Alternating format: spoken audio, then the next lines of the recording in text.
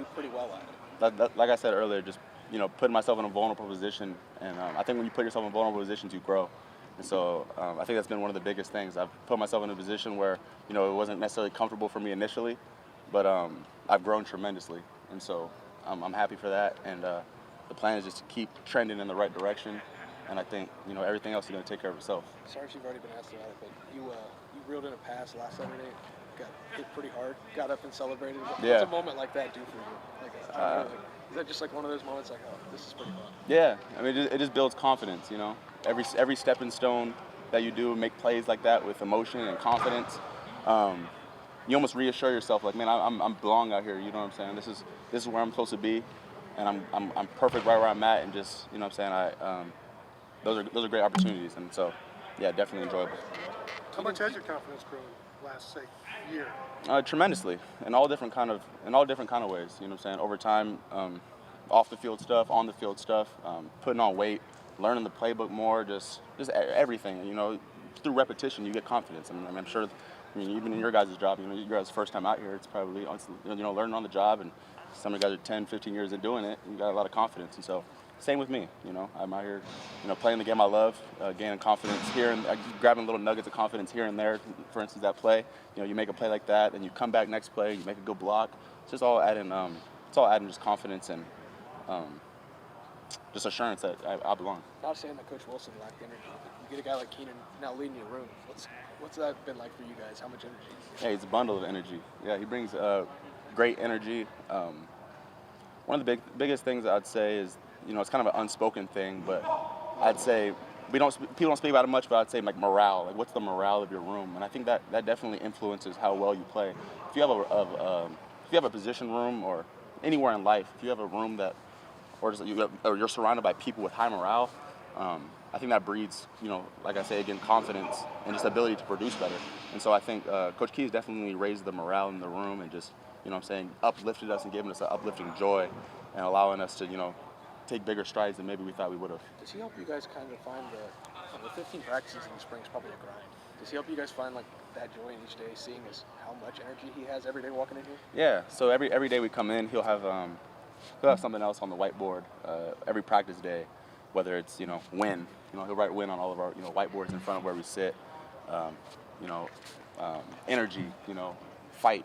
He'll write all these things, or consistency, and that's just kind of reinsurance that every day is a new challenge. It's definitely, when you get into like 10, 15 practice days, it's very easy to, look ahead, because Coach Day says it really well. There's nothing special about practice 7. Everyone has a practice 7.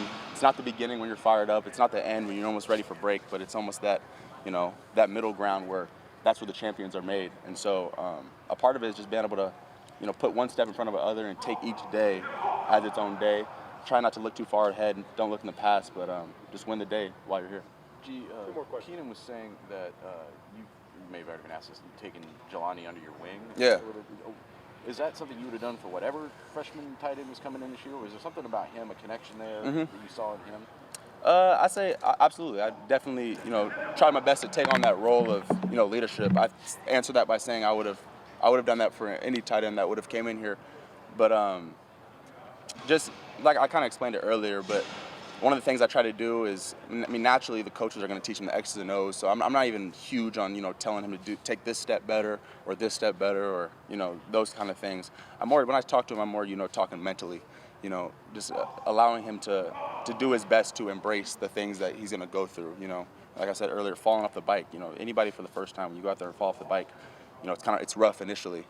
But one of the things I try to get in his ear about is if you just, just keep getting back on, it'll pay dividends for you, and you'll tend to grow in the right direction you want to grow. Is that important at tight end in a way that maybe it isn't in some other positions? Like, is there a patience and a perseverance that you need in that room and that kind of mental advice?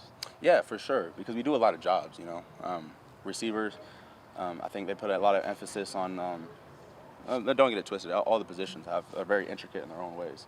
But receivers, one of their biggest emphasis is route running, and quarterbacks obviously throwing the ball and timing with the handoffs, and corners is guarding the receivers. But we do a lot of those jobs. Like you mentioned earlier, I'm blocking JT, but I'm also, I have to get open on Denzel Burke, and I have to go and block linebackers, and I have to, help in pass protection. And so we have a lot of jobs, and so kind of just introducing that messing up is definitely, it's inevitable. You know, it's kind of a part of it, and so one of the biggest things is been trying to just help him along on that journey and just mentally help him know that that's normal that you're feeling that way. What's impressed you about Jelani so far? What's impressed me about Jelani? Yeah. I'd say he's big. He's big and strong. I'd say his physical abilities. I think his ceiling is really high, especially once he gets. He's almost so big and long that his coordination is almost catching up. And I think once he does get there and he becomes fundamentally sound and takes some years of coaching, his ceiling is really high of the player that he can be. And so initially, that's one of the biggest things that jumped out is his physical ability. And I think the sky's the limit for him if he just keeps taking coaching and just keeps putting a day in front of the other. Thank you. Yep. Appreciate it. All right. Have a good one, guys.